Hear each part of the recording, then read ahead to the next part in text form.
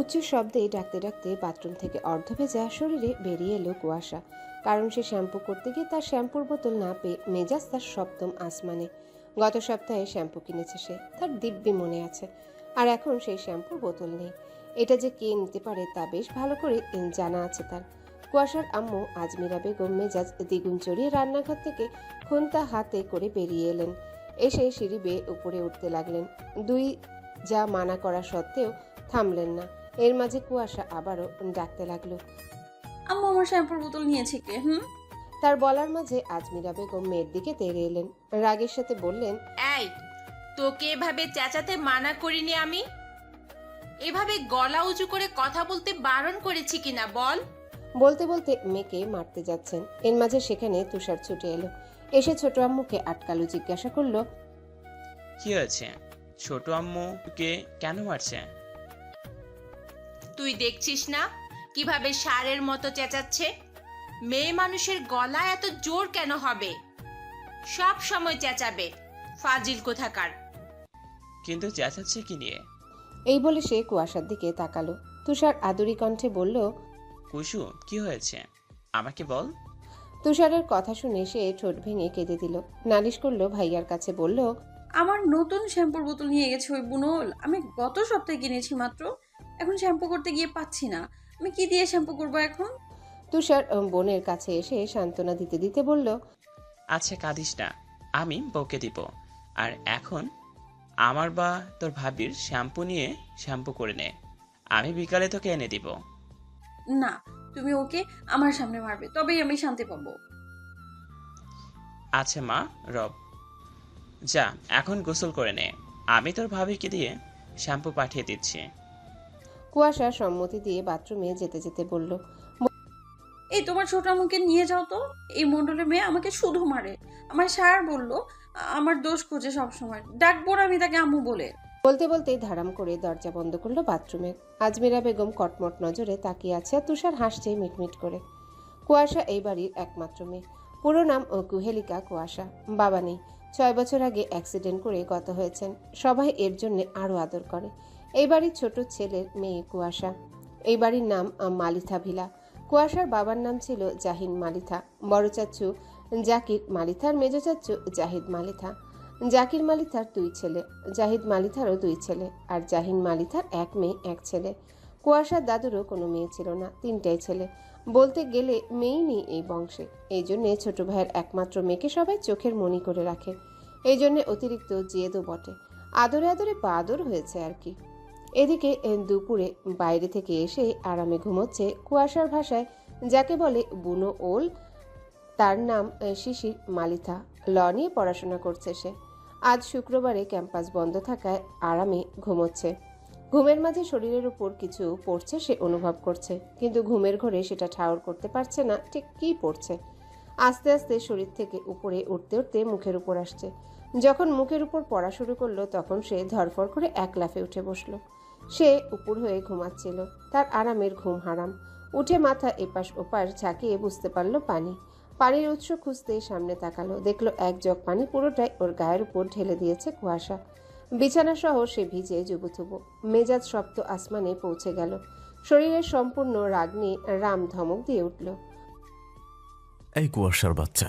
কুয়াশা কিছুটা দমে গেল ধমকে, কিন্তু মুখে প্রকাশ করলো না। সেও রাগের সাথে বলল, এই বুনল, চোরের মায়ের বড় গলা দেখাবি না একদম। এরই মাঝে বাড়ির প্রায় সব সদস্যই হাজির হলো শিশিরের বাজখাই কণ্ঠে। আর শিশির এদিকে আরো রেগে গেল ওকে তুই তোকারি করতে শুনে। তার 4 বছরের বড় আর তাকে তুই তোকারি করে, এটা সে কখনো মানতে পারে না। সে এক লাফ দিয়ে নেমে যেই না কুয়াশার চুল ধরতে যাবে অমনি দৌড়ে বড় আম্মুর আঁচলের নিচে লুকিয়ে পড়ল। শিশিরের আম্মু জাকিয়া বেগম রাগ নিয়ে বললেন, কি হয়েছে এখানে? এভাবে তেড়ে আসিস কেন ওর দিকে? তুমি দেখছো না আম্মু, এই বেয়াদবটা আমাকে ভিজিয়ে কি করলো? হ্যাঁ, ঠিক করেছে। তুই ওর শ্যাম্পুর বোতল চুরি করেছিস কেন? আম্মু, তুমি তোমার ছেলেকে চোর বলছো? হ্যাঁ বলছি, কারণ তুই নিয়েছিস। আচ্ছা, আর ও যে আমার নতুন টি শার্টটা নিয়েছে তার বেলায়? ওর পছন্দ হয়েছে তাই নিয়েছে।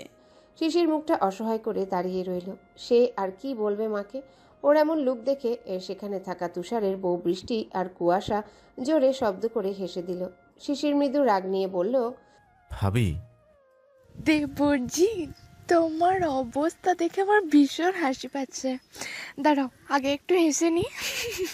সবাই মিটিমিটি হাসছে, শুধু বৃষ্টি আর কুয়াশা উচ্চ শব্দে হাসছে।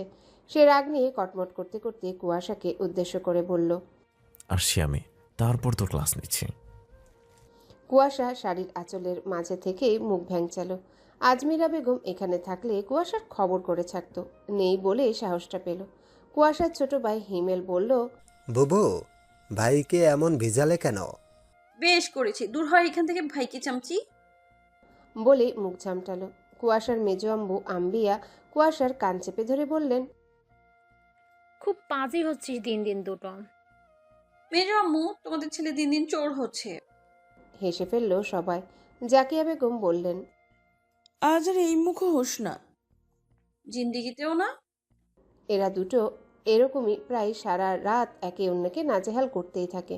কেউ কাউকে দু চোখেও দেখতে পারে না, চোখের বিষ একে অপরের।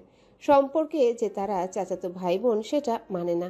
এ বলে তুই আমার কেউ না, তো ও বলে তুই আমার কেউ না। সারা দিন চুলোচুলি, এমনকি চুল ধরে মারামারিও করে। ঝগড়া লাগলে শিশির কুয়াশা চুল ধরে, এজন্যে সে ঝগড়া করতে আসে চুল বেঁধে। আর এগুলো সেই ছোট থেকেই হয়ে আসছে। বাড়ির প্রতিটা সদস্য বিরক্ত হতে হতে এখন সয়ে নিয়েছে, কারণ এদের এই যুদ্ধ ইহজীবনেও বোধহয় শেষ হবে না।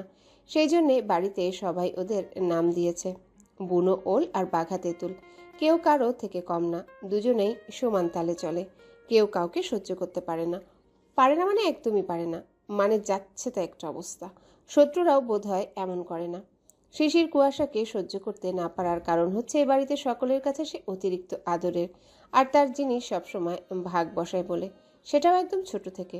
কুয়াশা ছোট থেকেই সবার আদরের। কুয়াশার আগে শিশির ছিল সবার আদরের, সবার ছোট ভাই এবং ছেলে হবার কারণে। যদিও এখনো কমেনি আদর, আর শিশির এটাই সহ্য করতে পারে না, তার আদরের ভাগ বসিয়েছে বলে। ছোট থেকে হিংসে করতে করতে সেটা বড় হয়ে কমে তো নি, বরং তা বড় রূপ নিয়েছে। আর এসবের মাঝে আশ্চর্যের একটা ব্যাপার হলো, শিশিরের থেকে একদম কাটায় কাটায় 4 বছরের ছোট কুয়াশা। মানে তারা একই মাস ও একই তারিখে হয়েছিল, আর সেটা ডিসেম্বরের 31 তারিখ, 31st নাইট যাকে বলে। তুষার শিশিরের বড় ভাই সেই শীতের মধ্যে হয়েছিল বলে তুষার রেখেছিল। তারপর তুষারের সাথে মিলিয়ে সবার নামকরণ করেছিল বাবা মায়েরা। পরিবারের বড় ছেলে তুষার।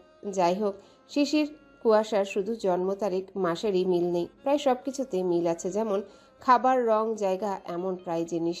শুধু দুজনার মনের মিলটাই নেই, এটাতেই যত দুনিয়ার অনীহা তাদের। শিশির লতে পড়ে বলে কুয়াশাও ল নিয়ে পড়ার জন্য উঠে পড়ে লেগেছে। সে এখন ইন্টার 2য় বর্ষে উঠেছে। তার কথা, সে বিরোধী পক্ষে লড়বে শিশিরের সাথে লয়ার হয়ে, এবং প্রতি পদে পদে শিশিরকে হারাবে। সেই আশা, স্বপ্ন, জেদ নিয়ে নাকে মুখে পড়াশোনা করে সে। শুক্রবারে জুম্মার নামাজ আদায় করে মালিথা ভিলার সকল ছোট বড় পুরুষগুলো একসাথে বাড়িতে ঢুকলেন। এই বাড়ির নিয়ম এটা, শুক্রবারে সবাই একসাথে নামাজে যাবে। আর বাড়ির ছোট বড় সকলের জন্য 5 ওয়াক্ত নামাজ আদায় করা বাধ্যতামূলক। যত কাজই থাকুক, নামাজ আদায় করা চাই। এটা বংশ পরম্পরা থেকে চলে আসছে।